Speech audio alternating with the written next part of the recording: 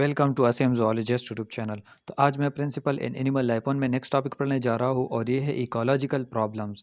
Ecological problem कौन कौन से होते हैं, स्टेप बाय स्टेप मैं आप लोगों के साथ इस वीडियो में डिस्कस करूंगा कि इसका टाइमाज क्या होता है, डिफिनीशन क्या होता है, एक्सप्लेन करूंगा मैं shortly step by step with example मैं आप लोगों के साथ इस वीडियो में डिस्कस करूंगा। तो आपने इस वीडियो को एंड तक ज़रूर देखना है। तो चलिए शुरू करते हैं। सबसे पहले हम डिस्कस करेंगे इकोलॉजिकल प्रॉब्लम्स होता क्या है। Ecological problems refer to issue that arise from human activities and their impact on the environment. अब इकोलॉजिकल वो प्रॉब्लम्स होते हैं जो इंसानों की वजह से, मतलब इंसान जो एक्टिविटीज़ करते हैं ह्यूमन बींग्स, इस वजह से एनवायरनमेंट पर जो इफेक्ट पड़ता है, इसे इकोलॉजिकल प्रॉब्लम्स कहते हैं। And the natural system that support life on earth. तो ये नेचुरल सिस्टम क्या करता है, ये मतलब ये सस्टेन करता है। इसी के साथ साथ अगर जितने भी इंसान होते हैं दुनिया में, ये क्या होते हैं, ये मतलब इन्वायरमेंट को डिस्टर्ब करता है और ये नेचर इसको मतलब सस्टेन करता है। These problems can include degradation of air and water quality, loss of biodiversity and climatic change। ये सब प्रॉब्लम्स आते हैं ह्यूमन एक्टिविटीज़ की वजह से। एयर भी क्या होता है, मतलब ये माहौल भी गंदा होता है, इस तरह वाटर भी, सॉइल भी एंड बायोडाइवर्सिटी पर भी इफेक्ट पड़ता है। इन इससे भी क्लाइमेटिक भी चेंजेस होते हैं। तो ये सब प्रॉब्लम अब हम डिस्कस करेंगे। एटाइमोलॉजी की अगर हम बात करें, the term ecological problems refers to issue related to the study of ecology. जो भी हमारे पास इश्यूज होते हैं इकोलॉजी से रिलेटेड, तो इसमें ये हम स्टडी करते हैं इकोलॉजिकल प्रॉब्लम्स में। Which is derive from Greek word से डिराइव हुआ ये इकोलॉजी। ओएकस मीनिंग इसका हाउस होता है and logos mean study. Definition की अगर हम बात करें, ecological problems refer to a negative impact on the environment cause by human activities.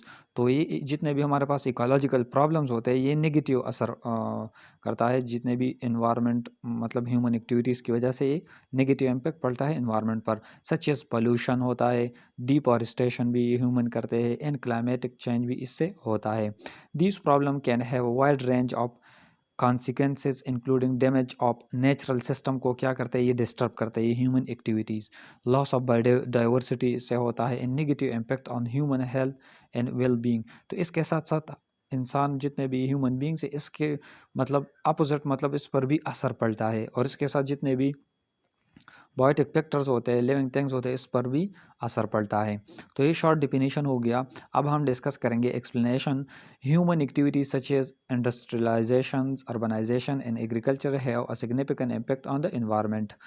तो ये क्या होता है, ये जितने भी हमारे पास ह्यूमन एक्टिविटीज़ होता है, ये काफ़ी हद तक इम्पॉर्टेंट भी एक तरीके से होता है।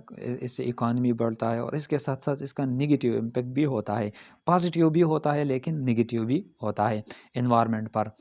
These activities can lead to the degradation of air and water quality, destruction of habitat and the loss of biodiversity। तो जितने भी एक्टिविटीज़ है, इसके साथ साथ ये एयर भी से मतलब पोल्यूटेड होता है, वाटर भी क्वालिटी बहुत मतलब ख़राब होता है। डिस्ट्रक्शन ऑफ हैबिटाट, जब डिफॉरेस्टेशन होता है तो मुख्तलिफ़ किस्म के एनिमल्स के हैबिटाट भी डिस्ट्रक्शन होते हैं, मतलब तबाह हो जाते हैं। इन लॉस ऑफ बायोडाइवर्सिटी, और मुख्तलिफ़ किस्म के स्पीशीज़ भी ये मतलब ख़त्म होंगे, टाइम के साथ साथ ये एक्सटेंड हो चुके हैं। Climate change cause by the burning of fossil fuels and deforestation also contribute to the ecological problems. अब क्लाइमेट चेंज भी होता है, जितने भी हम फॉसिल फ्यूल्स मतलब ये बर्न करते हैं, तो ये क्लाइमेट में क्या करते हैं, ये जितने भी हम गाड़ियाँ चलाते हैं वगैरह, इस इन सब से क्या होता है, क्लाइमेट चेंज भी होता है ये मुख्तलिफ़ गैसेस की वजह से। डिफॉरेस्टेशन हम करते हैं, तो ये सब क्या होता है, ये हम इकोलॉजी मतलब इकोसिस्टम में हम प्रॉब्लम्स क्रिएट करते हैं। Ecological problem can have a wide range of negative impact on human health पर भी नेगेटिव इम्पैक्ट पड़ता है in well being as well as on the survival of other species. Human के साथ साथ अदर जितने भी स्पीशीज़ होते हैं, इस पर भी असर पड़ता है ये ecological problems. Addressing ecological problems require a comprehensive approach that include both including human impacts and protecting and restoring natural system। अब अगर हम बात करें किस तरह हम इसे कंट्रोल करेंगे, तो हम जो मतलब वो काम करेंगे जो मतलब नेचुरल सिस्टम को क्या करे, ये रिस्टोर करे। जितने भी हम रिसोर्सेज इस्तेमाल करेंगे, इसे रिस्टोर करे।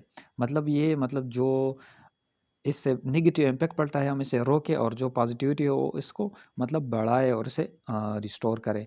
तो इसी के साथ साथ हम इस जितने भी ह्यूमन नेगेटिव इम्पैक्ट है हम इसे मतलब अगर रिड्यूस करें तो एनवायरनमेंट काफ़ी हद तक ये मतलब हेल्थी रहेगा और इस तरह जितने भी स्पीशीज़ है वो आसानी के साथ ही रहेंगे। एग्जाम्पल की अगर हम बात करें climate change cause by the burning of fossil fuels leading to rising temperature and sea level. अब जब क्लाइमेट चेंज होता है मतलब टेम्परेचर भी बढ़ता है, ठीक है। जब हम फॉसिल फ्यूल्स को क्या करते हैं इसे मतलब बर्न करते हैं, टेम्परेचर भी राइज होता है, सी लेवल भी होता है। इसके साथ साथ changes in precipitation patterns and more frequent extreme weather events. तो इसके साथ साथ इन्वायरमेंट में बहुत सारे चेंजेस आते हैं। अगर नेक्स्ट वन की अगर हम बात करें, एक एग्जांपल तो ये हो गया इकोलॉजिकल प्रॉब्लम की क्लाइमेटिक चेंज।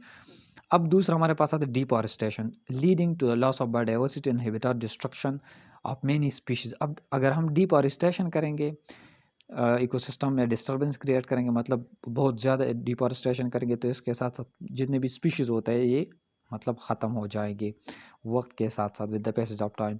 वाटर पोल्यूशन होता है, water pollution from industry and agriculture activities leading to a negative impact on aquatic species and human health. अब वाटर पोल्यूशन भी क्या होता है, ये जितने भी एग्रीकल्चर के लिए भी मतलब ये बहुत जितने भी फसल होते हैं उस पर असर पड़ता है, और ह्यूमन और जितने भी एक्वेटिक स्पीशीज़ होते हैं इस पर भी ये असर पड़ता है वाटर पोल्यूशन, जब हम वाटर को पोल्यूट करेंगे। नेक्स्ट हमारे पास आता है air pollution from burning fossil fuels leading to respiratory problem and other health issues ये क्रिएट करता है ये एयर पोल्यूशन। और soil degradation due to the intensive agriculture leading to loss of productivity and the decline of the ecosystem services that the soil provides. अगर हम मतलब soil को pollute करेंगे तो इससे जितने भी एग्रीकल्चर है इस पर भी इफेक्ट पड़ेगा और प्रोडक्टिविटी काफ़ी हद तक कम हो जाएगा। तो इस तरह हम ये सब जितने भी हमारे पास इकोलॉजिकल प्रॉब्लम्स हैं, हमें चाहिए कि हम इसे कंट्रोल करें। मतलब ह्यूमन एक्टिविटीज़, अब हम मतलब इन्वायरमेंट को डिस्टर्ब करेंगे तो इन्वायरमेंट कम बैक करेंगे और हम पर भी मतलब असर पड़ेगा। तो ये थी कुछ बेसिक इकोलॉजिकल प्रॉब्लम्स। उम्मीद करता हूँ कि आप इस वीडियो को लाइक करेंगे, दोस्तों के साथ शेयर करेंगे और हमारे यूट्यूब चैनल को ज़रूर सब्सक्राइब करेंगे। Thank you so much for watching. Bye.